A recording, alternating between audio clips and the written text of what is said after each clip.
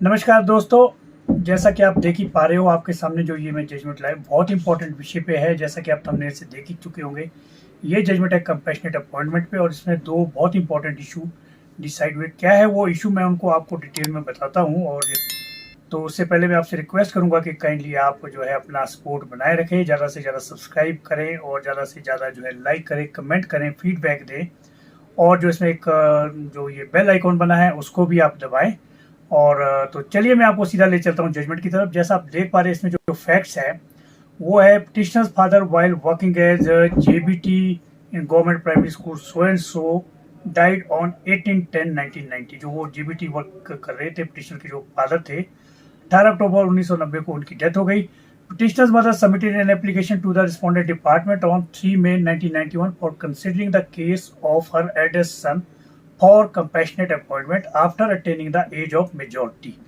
यानी कि जो पटिशनर थे, जब उनके फादर की डेथ हुई थी तब वो माइनर थे। जब वो मेजर हुए यानी 18 ईयर्स के हुए तो उनकी मदर ने उनकी एप्लीकेशन दी उनके बिहाफ पर। Petitioner submitted an application for considering his candidature immediately after he attained the age of majority by seeking appointment on compassionate basis. The same was rejected by respondents on 1st December 1997.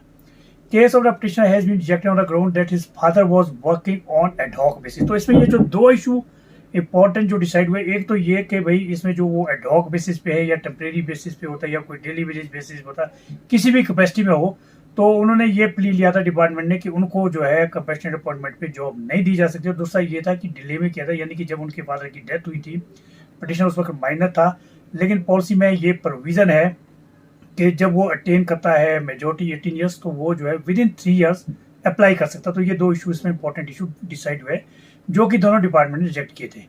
तो फिर आगे जो further है इसमें petitioner filed an original application number so and so before the London erstwhile Himachal Pradesh administrative tribunal.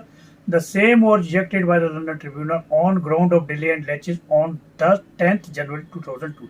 Tribunal से भी जो इनका केस जो है रिजेक्ट हुआ था। Petitioner sought review of the judgment dated 10 January 2002। The same was transferred to this court क्योंकि उसके बाद जो है ट्रिब्यूनल बंद हो गया था, फिर वो ऑनरेबल हाई कोर्ट में review petition I. The review petition was allowed by this court on 31st August 2012 and the judgment dated 10 January 2002 passed in OA number so and so was recalled। यानी कि जो decision tribunal ने दिया था, पहले reject की थी delay की वजह से, उसको जो है दोबारा से खोल दिया उस केस को। The petitioner has lost his father on 8/10/1990। He was working as JBT teacher on ad hoc basis. Since the petitioner's father has died on 18/10/1990, his case was required to be considered as per memorandum dated 18 January 1990। देखिए, एक तो ये इसमें honourable court ने ये observation दी है कि जिस समय एम्प्लॉय की डेथ होती है उस समय जो पॉलिसी एप्लीकेबल थी उसी के ही तहत उसका केस जो है डिसाइड किया जाएगा।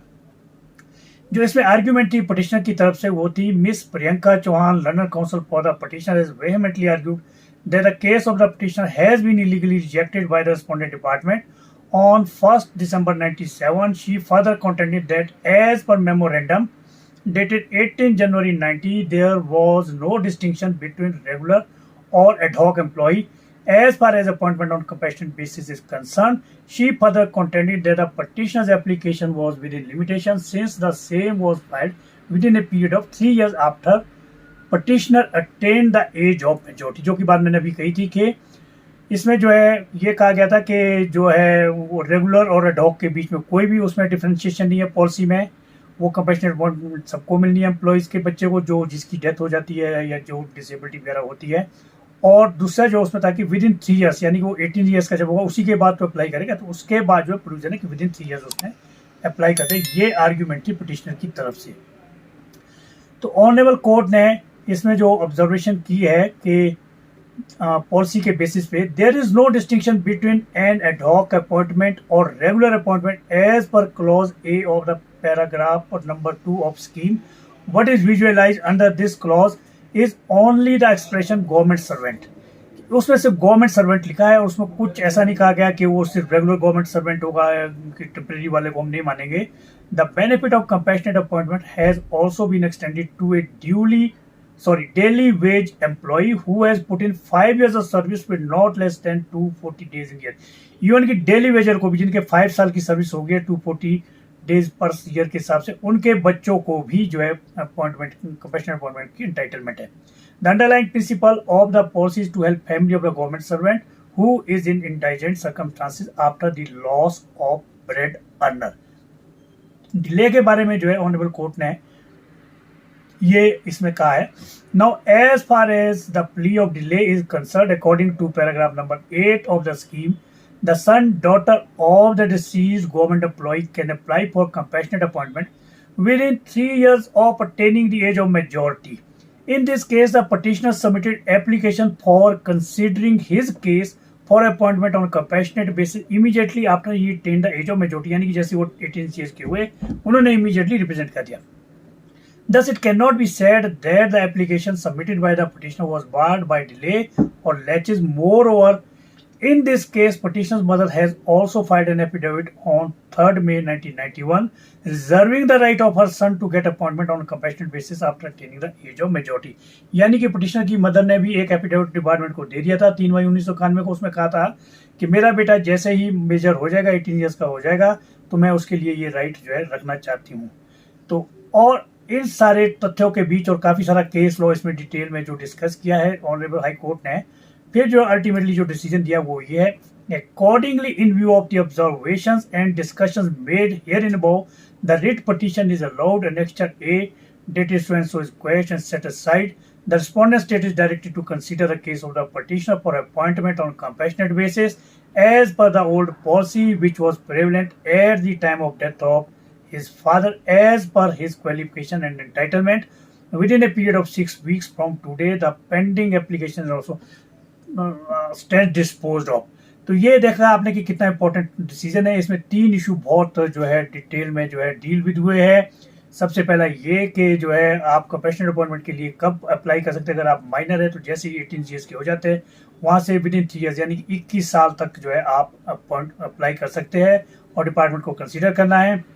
दूसरा ये इशू इसमें डिसाइड हुआ है कि अपॉइंटमेंट चाहे किसी भी किस्म की हो, डेली वेजर है, एडहॉक है, टेम्परेरी है, तो वो रेगुलर है, वो सारे के बच्चे उसके लिए एंटाइटल्ड है. और जो थर्ड जो इशू जो मेन इसमें डिसाइड हुआ था वो था डिले के बारे में. तो ये सारे पॉइंट है. ये क्या है ये जजमेंट मैं आपको अभी बताता हूँ, लेकिन उससे पहले मैं एक बार फिर रिक्वेस्ट करूंगा कि काइंडली आप ज़्यादा से ज़्यादा शेयर करें और इस लिंक को सेव भी करें. मैं भी इसको जो है सर्विस जो मैटर का जो एक हेड बनाया है प्लेलिस्ट में उसमें डाल दूंगा, प्लस एक कंपैशनेट अपॉइंटमेंट का, ताकि आप लोगों के काम आए आगे. तो काइंडली अपना फीडबैक देते रहें और मुझे बताएं कि मुझे नेक्स्ट वीडियो किस मेन टॉपिक पे बनानी है. तो thank you very much. And अब मैं ले चलता हूँ ये कौन सी जजमेंट है. ये है in the high court of Himachal Pradesh Shimla CWPT number 10 of 2012. Decide हुआ था 11 सितंबर 2012 को. केस का टाइटल है Dwinder Singh versus state of Himachal Pradesh और ये जो है by the honourable mister justice Rajiv Sharma की बेंच का केस है. तो आई होप कि ये आपके काफ़ी काम आने वाली है, तो आप इसको नोट कर दीजिए. Thank you very much and God bless you all. Bye bye.